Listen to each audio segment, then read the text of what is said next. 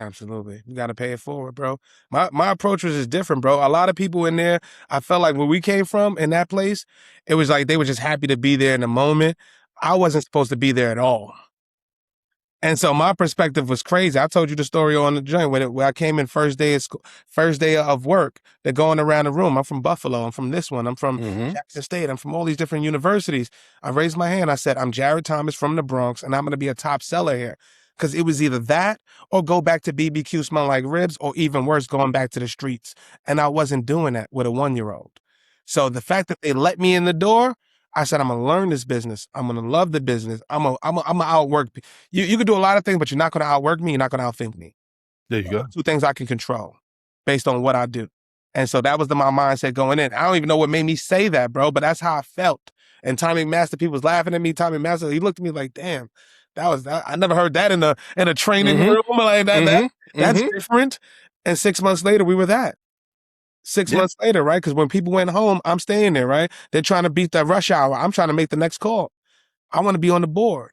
I want to show them that I'm of value, regardless of what I look like, regardless what it is. You see my name, I'm helping keep the lights on, and I'm trying my damn hardest. And I knew if I did that, I got a fighter's chance, like you said.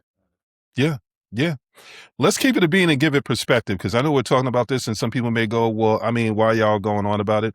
This was a job where you came in and people were brought in as temps and things like that to cold call. People weren't lasting a week. People weren't lasting a week. They by the time Friday came around, there was the walk of shame. There was, we got you to put in calls that we can either document and go, you know what, that person's worth calling back, or, you know, whichever thing that they were doing. They were gathering information. They were using temps to be able to do it. That's what I saw when they were bringing people in. And that's why there were some people that were just happy to be there, because they didn't think they were going to, you know, get a job, and they got called in and it's like, ooh, a sales job. And it's the entry point to something bigger if you know how to be able to leverage it. So that's why when you came in, I saw you and I was like, okay, they're going to give you a week. I'm going to talk to you about how to get from this week to next week. Because once you can get to the second week, then you'll start to be able to see a little bit more of what's going on. And by the time you get to the third week, they're not really looking at you as one of those people that they're getting ready to get rid of. Once you get to a month, then it's you doing everything that you're supposed to be doing, because now you got to lay of the land a little bit better. So Yeah, that was me looking at that conversation. That was the environment that I want people to be able to understand. You were brought in to fail, absolutely. and you figured out how to be able to succeed. And because you figured out how to be able to succeed, it turned it into something that was bigger than they could ever give you or take away from you.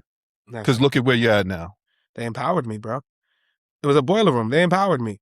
They showed me what I can do in a high pressure situation with everything on the line.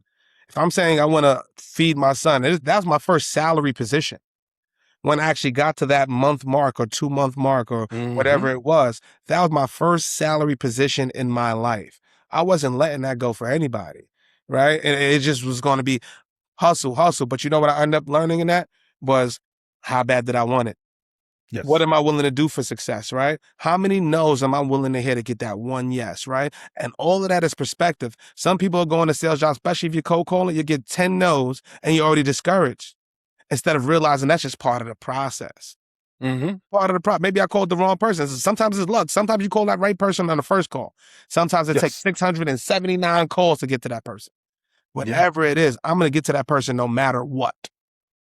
And that was that tenacity that made it that made it work, bro. I didn't have any sheets. I didn't have any territories. I didn't have any companies I was going to call the week before. No.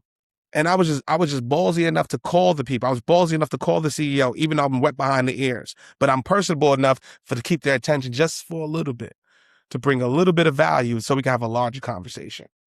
And that's what I was really good at, bro. And we ended up doing a great thing there. 3 years there, bro. I was leading in sales for, I think, 8 straight quarters I led there before everybody left. 8 straight quarters. I was number one, did 250,000 a quarter. Wow. Crazy, bro.